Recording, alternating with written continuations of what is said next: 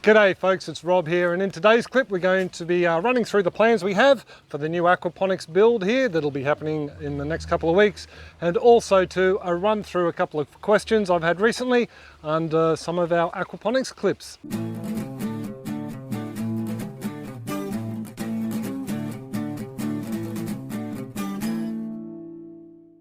So to begin with, I thought I'd run through a couple of questions I've had recently on the system, and then we'll run through the plans that I have for a tentative build. It won't be our final aquaponics system due to a few financial concerns. We're going to make a one that will keep going for a year or two, and then we'll do a final build a little bit later, but I'll explain more about that in a little while.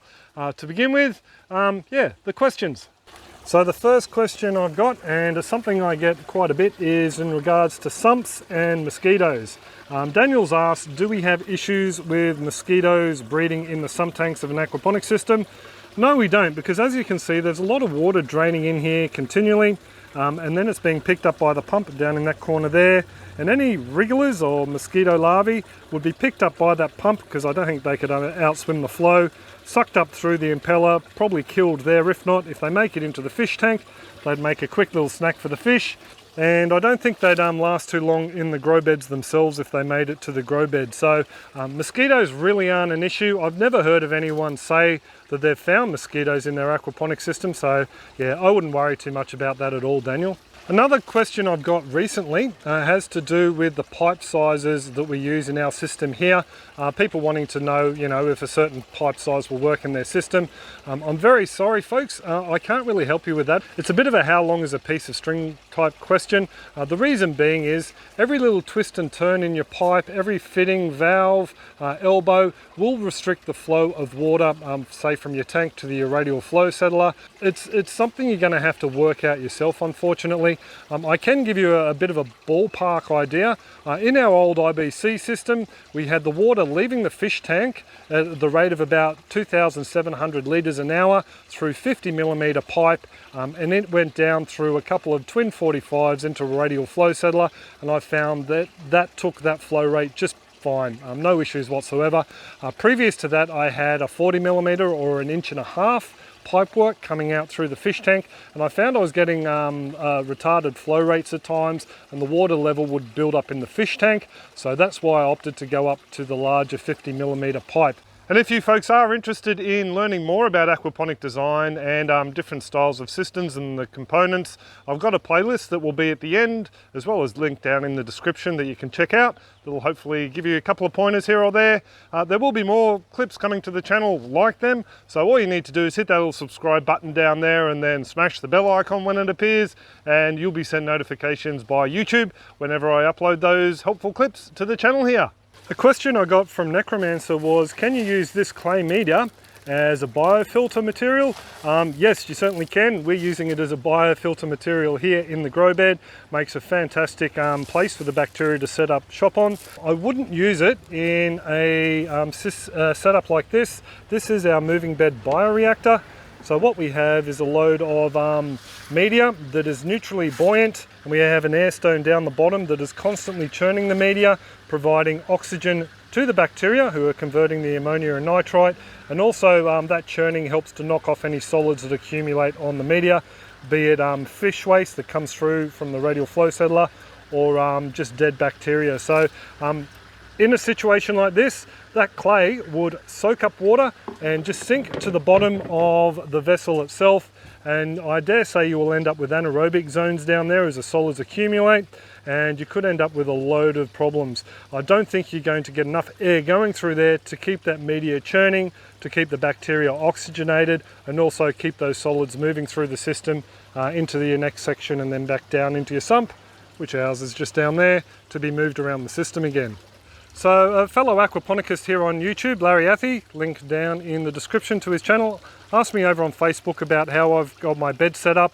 He's just looking at increasing his water volume through winter to keep his water temperature more stable, and he's looking at setting up a deep water culture. And I let him know that we're running as a constant flood or constant flow at the moment. So I thought I'd just explain that for Larry and everyone else.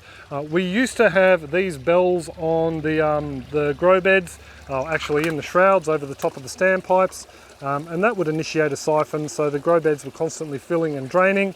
Now I took them off while we were renovating, just in case the builders unplugged the extension cord that was running the system, and that way the roots of the plants would always be hydrated, because if it was a flood and drain and it caught it on a drain cycle, you know, the plants could dry out and die very quickly, especially in our heat here. So I've left them set up as a constant flood.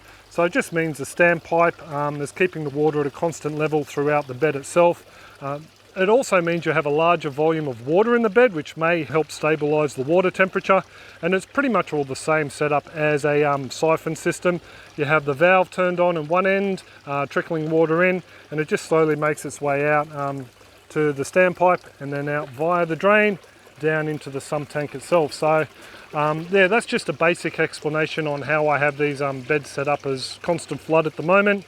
So a question I've answered before but keeps popping up has to do with the clay media floating once it goes into grow beds. The reason it's floating is because it's full of little pores, little holes, and it takes a while for the water to soak in there and weigh the media down. So it can take anywhere up to 2 to 3 weeks depending on your brand of media you use. And by the way, it's those little pores and little holes within the media that make it such a great growing media, because it gives extra surface area for the bacteria to inhabit that do all the conversion of ammonia to nitrite and then to nitrate. So on to the aquaponics build. Now we're not going to be doing the final system straight away. We're going to be doing an interim one, mainly because we don't have the cash at the moment to replace the hoop house with a proper shed cover. The reason we want something like that is because we do get some pretty heavy summer storms, and the rainfall does tend to overflow the system every now and then. So we'd like a proper cover over the top. The fish tank will be down this end, so it'll also provide shade for the fish tank. Now we do have a beautiful mango tree here who has loads of fruit on her at the moment, but we are thinking that we're going to have to trim her right back at some point in time in the future to allow for that shed. For now, you can see she's dropping a lot of bits of the flowers and dead leaves, as well as the tree next door, and they're all collecting on top of the makeshift hoop house we have. So that does pose an issue. I am going to have to redesign this cover before we put a fish tank underneath, but yeah, I'll show that in upcoming clips. And now the layout for the system, the temporary one, will be a 1,000 litre fish tank down here, roughly where those barrels are in the corner. Whether it's an IBC or one of the existing round tanks we already have up in there, I'm not too sure yet. We'll just wait and see. And then off of there, we're going to have a series of filters. We'll probably have the filters to this side where the existing sump tank is. So this is my little mud map of the system. Square IBC or round tank, we're not 100% sure, as I mentioned. Radial flow settler, and then either a mesh filter or a SUF filter, solid upflow filter. A mesh filter is just basically the bird netting or shade cloth in a drum, collects the fine solids after the radial flow settler. And a solid upflow filter uses a media to collect the finer solids before the water then goes out to a bio filter, which again will be a moving bed bioreactor like we already have. And then from there, the water from the bio will be going to a sump tank where it's picked up by a pump and moved back to the fish tanks and out to the grow beds. Now as for the layout, I did mention the fish tank will be here, and then the filters will be there.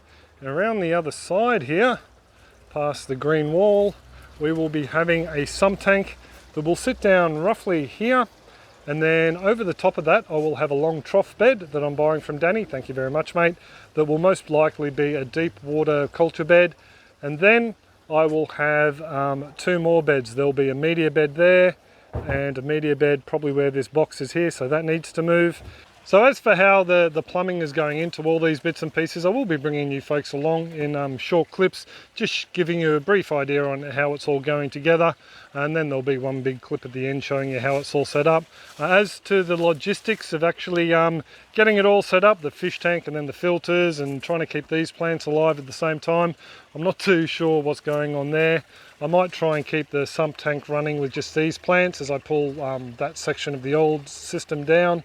And then yeah, try and set up one of the other grow beds using this here and this one here.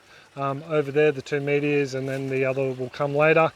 The main reason is this cardamom has sort of outgrown this bed to the point where it's actually backing up the water. There's so many roots down there, so I can take off some of those young ones and start off new plants, and I'll transplant out Vanessa's garlic chives. Thank you very much.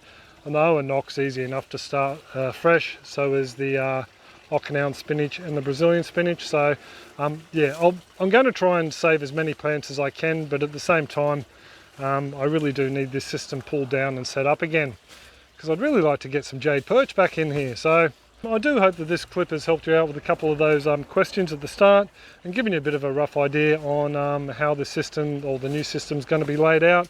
And I'm so sorry if the editing for this clip is a bit choppy.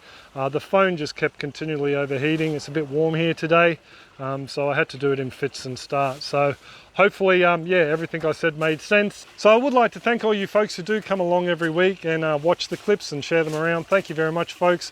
And to all you folks who are supporting us on the different platforms, our YouTube membership, the Farm Your Own Yard page, thank you. I really do appreciate it. You can actually find links to our super contributors down in the description below. It'd be fantastic if you could go along and see what they're all about. Click on their websites and their Facebook page links. So I will pretty much leave it there, folks. I do hope you're all well and happy in your own systems and gardens are booming, and I'll catch you later. Cheers all. Have a top one.